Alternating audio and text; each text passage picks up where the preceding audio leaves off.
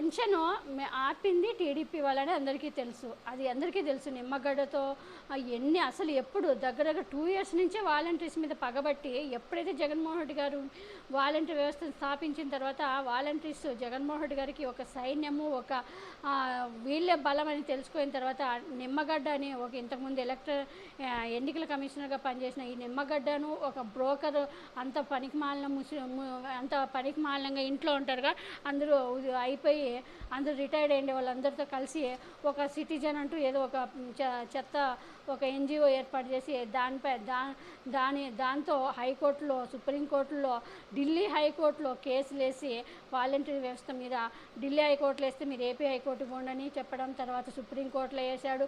లాస్ట్కి మళ్ళీ ఈసీ దగ్గరికి సుప్రీంకోర్టు ఢిల్లీకి పోయి ఈసీకి కూడా వాలంటీర్ వ్యవస్థ ఎన్నికల్లో పాల్గొనకూడదని ఈ నిమ్మగడ్డ వెళ్ళి లెటర్ రాయడం, తర్వాత వాళ్ళు వాలంటీర్స్ పాల్గొనవద్దు, మీరు ఇమ్మీడియట్గా మీ దగ్గర ఉండే ఫోన్లన్నీ ఇచ్చేసేయండి సచివాలయంలో అని చెప్పడము, మీరు పెన్షన్లు మీరు ఇవ్వకూడదు, వాళ్ళు కూడా వెనక ముందు ఏమీ ఆలోచించుకోకుండా ఆర్డర్లు ఇవ్వడము, ఇదంతా క్షణాల్లో జరిగిపోయింది.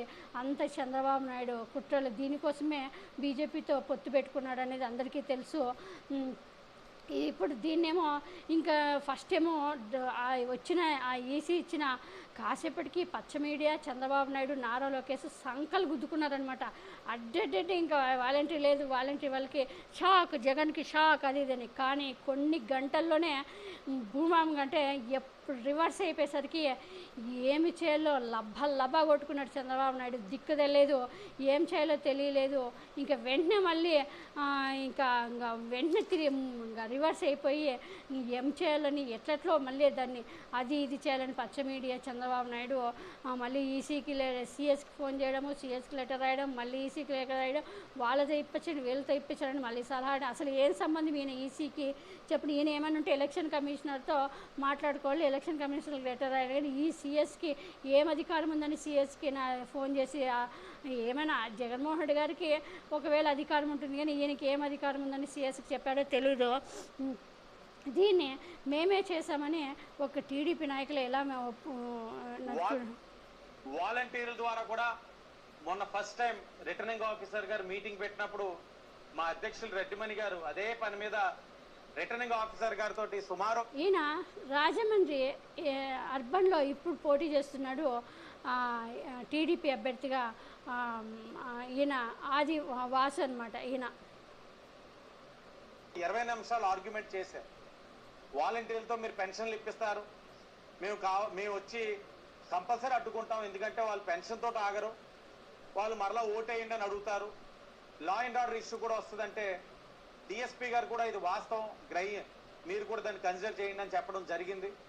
రిటర్నింగ్ ఆఫీసర్ గారు స్పందించే తీరు చూసి ఆయన చేతిలో కూడా లేదని అర్థం చేసుకునే మేము చంద్రబాబు నాయుడు గారికి, లోకేష్ గారి దృష్టిలో తీసుకెళ్ళడం, వాళ్ళ ఎలక్షన్ కమిషన్కి ఇవ్వడం. ఇప్పుడు ఏదైతే ఉన్నదో ఈ రోజు నుంచి పెన్షన్స్ కానీ నెక్స్ట్ మంత్ పెన్షన్స్ కానీ వాలంటీర్ వ్యవస్థను ఎక్కడా కూడా ఇన్వాల్వ్ చేయకూడదని చాలా clear guide lines election commission ఇచ్చింది. రేపు వాలంటీర్లు కానివ్వండి, గ్రామ సచివాలయాలు కానివ్వండి, మన కౌన్సిలర్ ఆధ్వర్యంలోనే పని చేయాలి.